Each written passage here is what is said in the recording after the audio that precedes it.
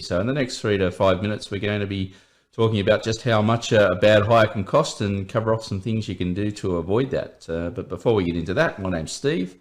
I help business owners become the only logical choice in their industry and work with them to get over overwhelm and get into profitability. So the cost of a bad hire, and a lot of people don't really want to think about this, and if they do make a bad hiring decision, they certainly don't want to confront this issue. And statistics and studies have shown that the cost of a bad hire can cost anywhere up to 130% of the annual salary of the position. So if you're hiring someone for $100,000, it could cost you up to that much and even more to reverse and recruit someone new.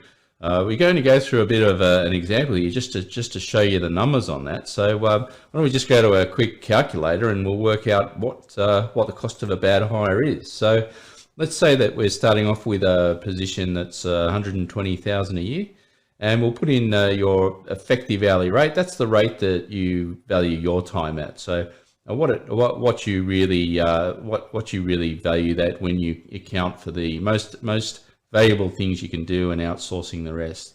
The applicant search time. Let's say we spend 20 hours looking for a new applicant to fill the position. 20 hours is spent interview and profiling the new candidates. Another 20 hours spent selecting candidates and preparing the offer documentation. Let's say 100 hours spent on induction and orientation. And obviously the lost productivity cost of the person that you have to replace, because the new person that's been brought in won't be as effective as the one on the way out. And the cost of lost sales. I mean, I've put that zero here, but let's just assume that we bump this up to let's say $50,000 in lost sales because the new person is not going to be productive straight away. So just looking at some of these very conservative estimates here, we're looking at a total cost of a bad hire of $93,200. That's about 77% of that person's salary.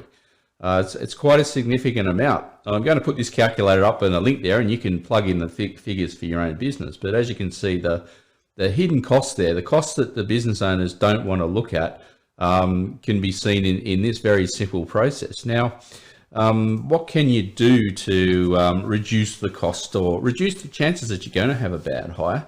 And it's better left to plan this at the start, as they say, hire in haste and fire in leisure, and repent in leisure. So I'll just go over 3 things that you can do. And the first thing is have a really good job description so that you know exactly the roles and responsibilities of this person. So when you preparing your job description and you're advertising for the role, it's very clear what those responsibilities are, and you get the right candidates, and people are very clear on what you want them to do in that position.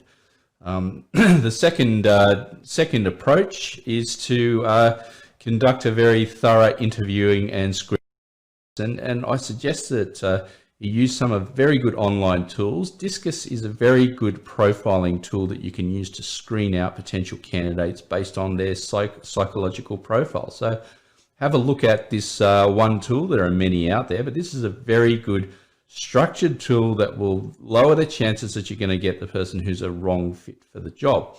And thirdly, a good probation period and a trial period where the candidate, the responsibilities and the nature of the trial period is spelled out very clearly, so that you can measure their progress and help them get through that period and find out for both of you as a business owner and them as the candidate whether they're the right fit for the position. And sometimes they aren't. And the worst thing that you could do would be to continue on after that period. The best thing is to if it's not working out, just admit that. And then end the relationship on a good note there. So three tips to help you avoid the pain of a bad hire. If you like anything you see here, or I've just put a link there with the calculator, plug in those values for your business and have a look at what a bad hire